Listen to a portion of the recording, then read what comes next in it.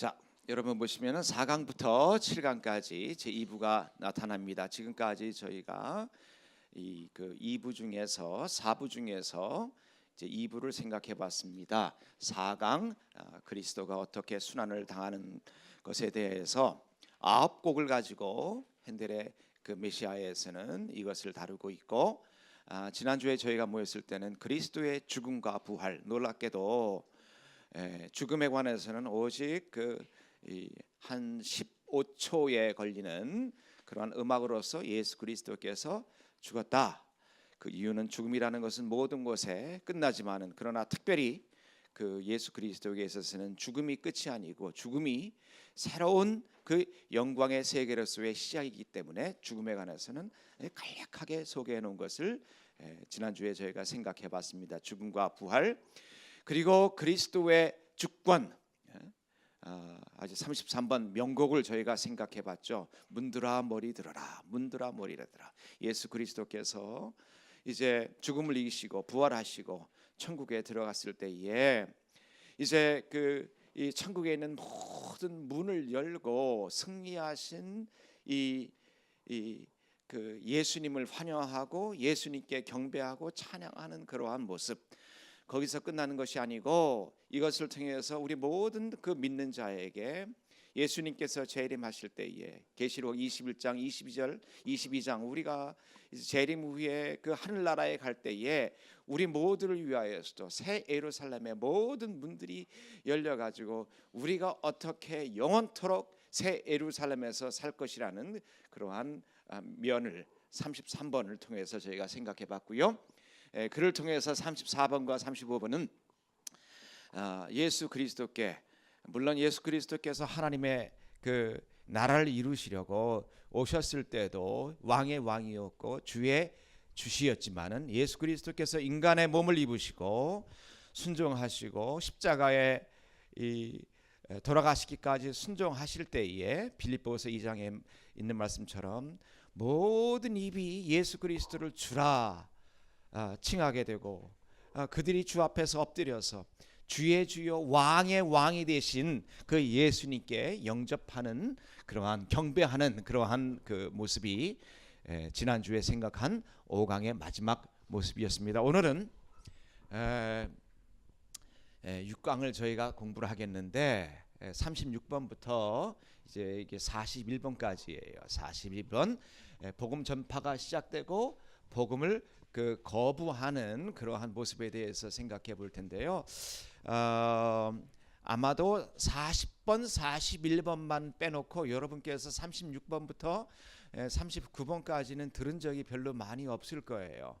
핸델의 메시아가 전곡을 연주하자면 한 2시간 반 연주가 되기 때문에 너무나 길어서 듣는 사람도 부담이고 또 부르는 사람도 좀 부담이라 중간에 조금씩 이 자르는 면이 있는데 2부에 잘리는 곡이 상당히 많이 있습니다. 특별히 36번부터 39번까지는 잘 부르지 아니하는, 그렇기 때문에 우리의 귀에 굉장히 생소하게 들리는 그러한 그 부분일 수도 있는데, 사실은 저는 뭐 음악적으로는 제가 이해를 합니다. 왜 이 곡을 좀 연주해서 많이 생략을 할까? 너무나도 길기 때문에, 또 음악적으로도 그렇게 이 33번 같이 아주 최고의 잘 알려지지 않는 음악이기 때문에 좀 삭제를 하는 면이 있을지 모르는데, 주제 면에서 보면은 제가 여러분에게 그 계시록 강의를 이제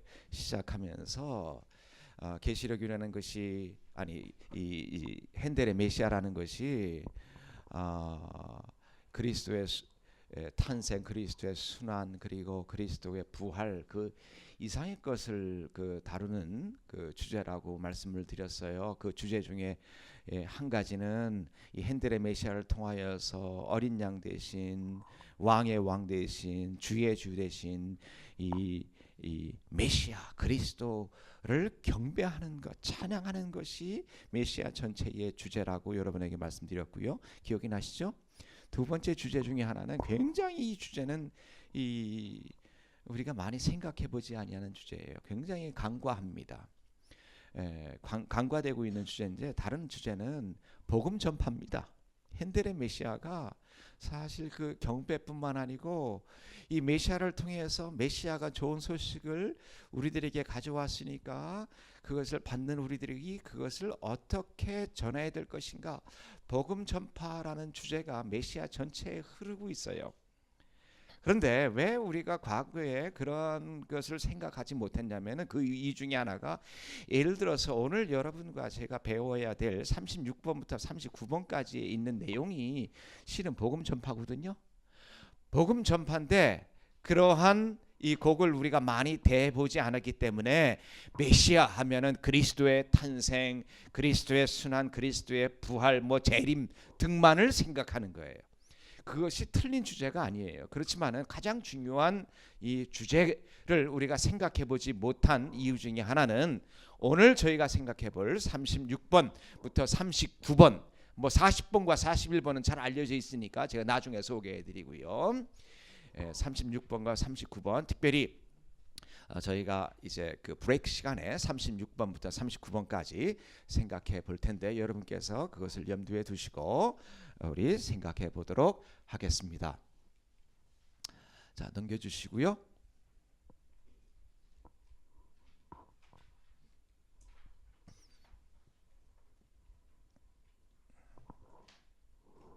자, 2부 하나님의 어린 양, 왕의 왕이고요. 자, 이제 36번에 그 영창 주님께서 오르셨네가 시작되는데 이제 내용은 높이 오르셨네, 높이 오르셨네, 사로잡힌 자 이끄시고 사로잡힌 자 이끄시고. 이제 이 배경이 어떻게 되냐면 예수님께서 돌아가시고 예수님께서 부활하시고 예수님께서 승천하셨어요.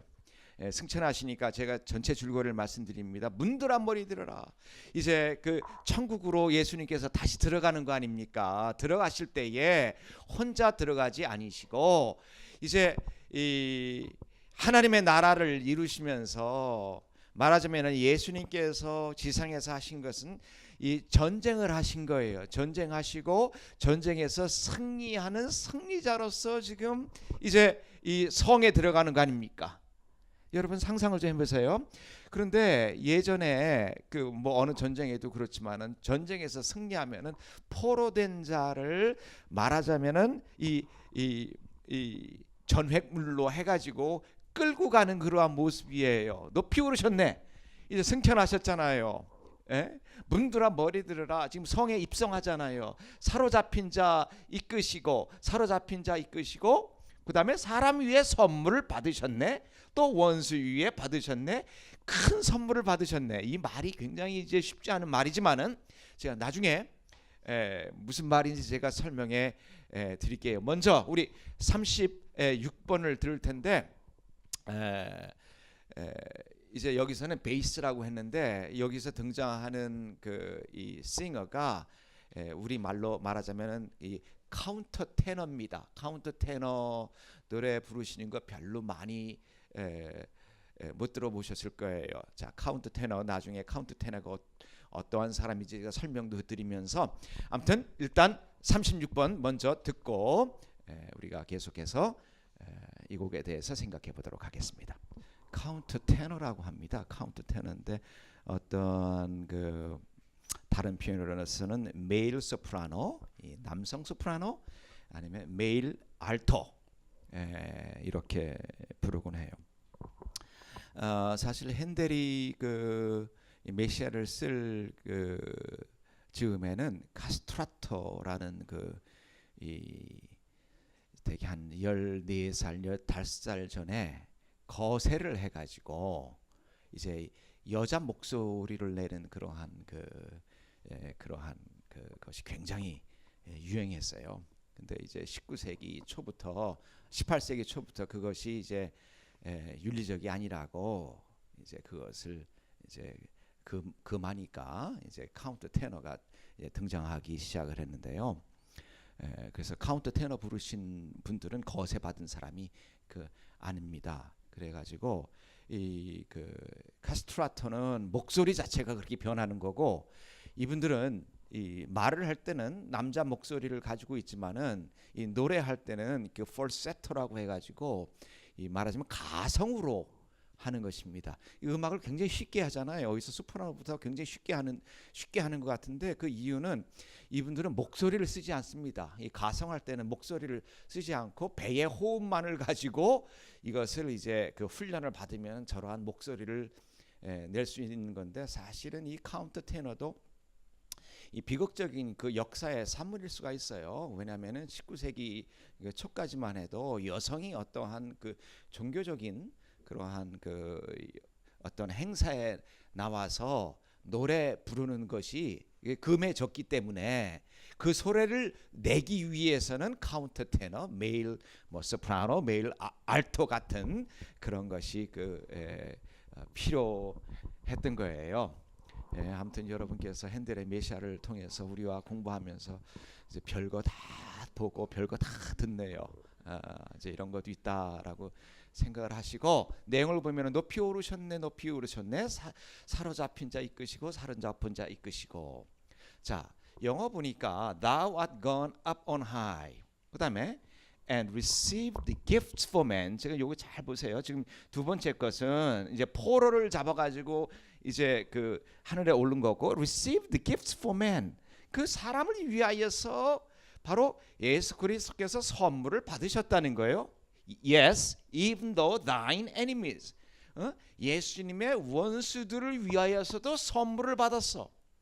이제 이게 말이 이제 제가 이 영어로 설명드리는 것이 이제 굉장히 중요하지만 이해가 잘 안 되는 말이기 때문에 그래요. 그다음에 that the Lord God might dwell among them. 그 이유는, 선물을 받은 이유는 그들을 위하여서, 인간을 위하여서, 그리고 하나님의 이 원수들을 위하여서 바로 주 하나님께서 그 안에 거할 수 있게 하기 위하여서 선물을 받은 거예요. 자, 그러면은 여기서 말하는 것이 무엇인가? 물론 이것은 인간이 지은 말이 아니고 이제 시편에 있는 말로서 이것이 되는 건데, 제가 설명드릴게요. 먼저 여기의 뜻은 이제 시편 68편을 배경으로 해서 이 말씀이 쓰여졌어요. 시편 68편인데 다 같이 읽어요. 시작. 주께서 높은 곳으로 오르시며 사로잡힌 자들을 취하시고 선물들을 사람에게 받으시며 반역자들로부터도 받으시니 여호와 하나님이 그들과 함께 계시기 때문이로다. 사실 정확한 표현은 사람들에게 받으시며가 아니고 사람들을 위하여 받으시며 반역자들을 위하여 선물을 받으시니 여호와 하나님이 그들과 함께 계시기 때문이라. 그러니까 조금 전에 저희가 생각한 그 말하고 똑같죠. 그렇죠. 시편 68편에 있는 말씀인데, 이것을 이제 신약의 기자는 어떻게, 정확히 말을 하자면은 사도 바울은 이것을 어떻게 해석을 했냐면은 우리가 잘 아는 말씀이에요. 에베소서 4장, 어떤 면에서 사랑의 교회의 주제 이 성경 구절이라고도 말을 할 수가 있죠. 이 에베소서 4장 9절 10절에 사도 바울은 시편 68편을 이렇게 이해하고 이렇게 해석한다 이겁니다. 다 같이 읽어요. 시작. 올라가셨다 하였은즉 땅 아래 낮은 곳으로 내리셨던 것이 아니면 무엇이냐? 내리셨던 그가 곧 모든 하늘 위에 오르신 자니 이는 만물을 충만하게 하려 하심이라. 그가 어떤 사람은 사도로, 어떤 사람은 선지자로, 어떤 사람은 복음 전하는 자로, 어떤 사람은 목사와 교사로 삼으셨으니. 지금 이제 그 메시아 36번은 예수 그리스도께서 올라가셨다 이겁니다. 어디로 올라가셨어요? 자, 저는 여러분에게 절대로 어려운 질문 안 해요. 에? 하늘로 올라가셨지, 맞죠?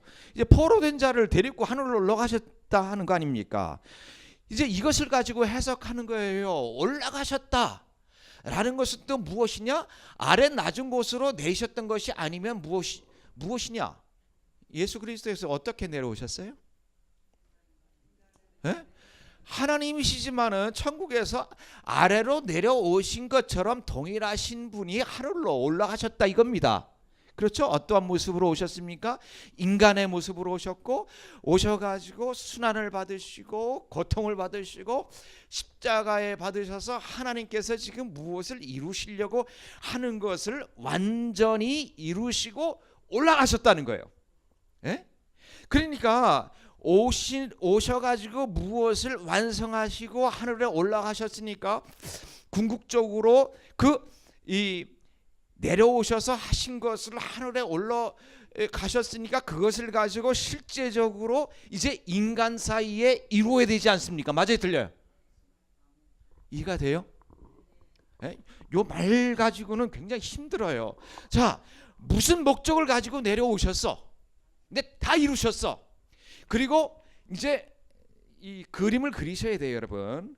그래가지고 원수를 지금 보세요. 사로잡은 자들을 이제 포로를 잡고, 포로가 누구이겠습니까?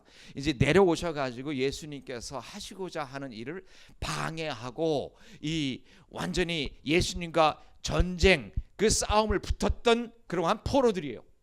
포로를 잡아가지고 지금 하늘에 올라갔어요. 그러니까 지금 이 내려오셨을 때의 이 땅은 예전에는 그러한 일을 할 수가 없었지만은 포로를 가지고 원수를 전부 다 하늘로 잡아 올라갔기 때문에 이제 하나님께서 원하시는 것을 땅에서 할 수 있다 없다? 이제 말이 통하네요. 말이 통하네. 바로 그 뜻이요. 그리고 선물들을 사람들을 위하여 받으시고, 사람들을 위하여 받으시고 반역자들을 위하여 선물을 받으셨다. 이것은 또 무슨 말인게 배? 이렇게 우리가 이제 질문할 수가 있죠. 자, 사람들을 위하여서 받으셨다, 원수들을 위하여서 받으신다. 그 말을 가지고 사도 바울은 이렇게 해석했고 올바로 해석했어요. 보세요. 똑같은 언어를 사용합니다. 그가 곧 모든 하늘 위에 오르신 자니 이를 만물을 충만하게 하려 하심이라. 이제 이 내려오시고 하늘에 올라가신 것은 만물을 충만하게, 만물을 하나님의 은혜로, 만물을 하나님의 축복으로 충만하시기 위하여서 이 일을 그리스도께 하신 거예요. 그래서 이제 선물을 줍니다. 선물에 대해서 설명하는 것이 요거예요. 그가 어떤 사람은 사도로, 어떤 사람은 선지자로, 어떤 사람은 복음 전하는 자로, 어떤 사람은 목사와 교사로 삼으셨으니. 자, 이것을 통틀어서 사도가 있고 선지자가 있고 복음 전하는 자가 있고 목사와 교사가 있는 그 공동체를 가르쳐서 우리는 뭐라고 합니까? 교회를 주신 거야. 이게 이제 하늘에 승천하시면서 예수 그리스도가 하나님을 위하여서 이제 교회를 선물로 받은 거예요. 그 받은 이유는 무엇입니까? 여호와 하나님이 그들과 함께 계시기 때문이로다. 기억나세요? 예수님께서 초림하셨을 때 예수님의 이름이 뭡니까? 임마누엘. 그렇죠? God dwelt amongst us. 하나님께서 우리 가운데 계시는 거예요.